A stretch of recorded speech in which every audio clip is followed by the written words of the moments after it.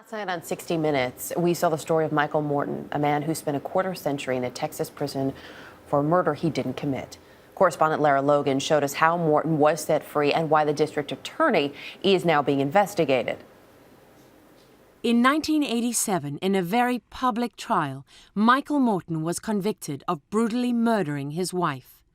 As he was led away to prison, he insisted he was innocent. I didn't do this. I'm sorry, what? I did not do this. Hardly anyone believed him.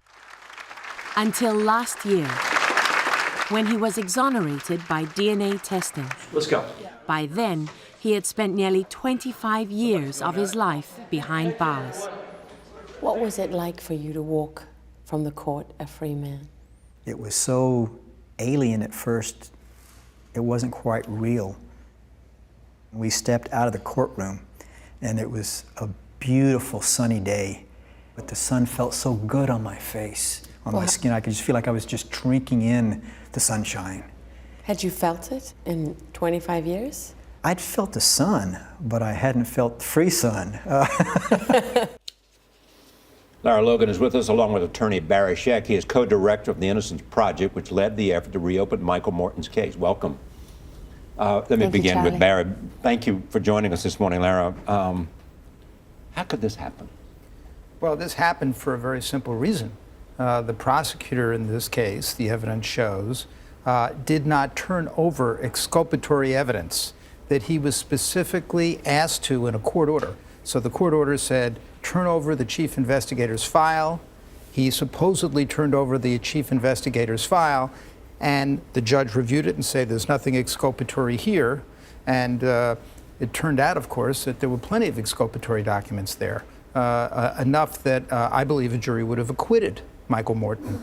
And so what's really important to understand, Charlie, is that in this case, because the defense lawyers smelled a rat, they asked for a specific order of the court. And now, all these years later, after the DNA exonerates them, after it identifies the real perpetrator, what we were able to do, which is unheard of, is go back into court and make a showing that there was probable cause that this district attorney, who's now a sitting judge, committed criminal contempt by not turning over those exculpatory documents. And so there's been a finding that probable cause he committed criminal contempt. That has been affirmed, that probable cause finding, by the chief judge of the Texas Supreme Court, a Republican, and they have now ordered a trial, what they call a court of inquiry, against this judge. And that's in sharp contrast to what happened to Senator Ted Stevens. Because if you recall, in the Ted Stevens case, where there was lots of suppression of exculpatory evidence, and a special prosecutor was appointed, just the other week, after a 500-page decision, the special prosecutor says, I think they did wrong, but there was no specific order, and therefore I can't charge them criminally. So I guess the question is, too, and this is a lot for someone to take in. It's a very moving story in this particular case. But as we look at what else has happened, what's to prevent this from happening again?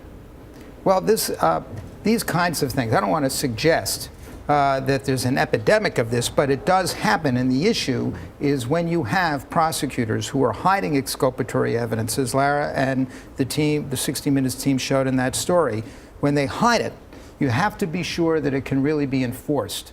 Because the truth of the matter is prosecutors have what's called absolute immunity from a civil lawsuit. If they deliberately decide in the adversarial setting to hide the evidence, the only thing that can be done is criminally prosecute them or bring them up on bar charges. Let me get Lara involved in this. You had firsthand opportunity to talk to someone who's experienced this and had to go through this. Give us a sense of him and how he feels today and how he, in a sense, takes his life from here. Well, Charlie, it's not overstating it to call Michael Morton an extraordinary man. And when you spend just a little bit of time with him, you get a sense of what I'm talking about.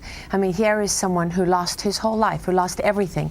And most importantly to him, he lost his son. I mean, he didn't get a chance to mourn his wife. The questioning turned instantly towards him, very aggressive. He was the number one suspect from the very first moment.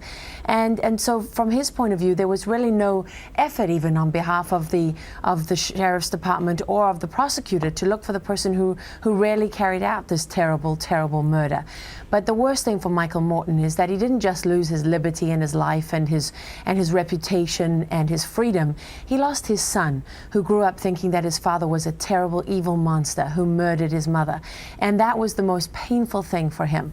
So for Michael now, what he's looking for, as he says very eloquently to me, is not revenge. He doesn't want a pound of flesh. He wants accountability. He doesn't want this to happen to somebody else.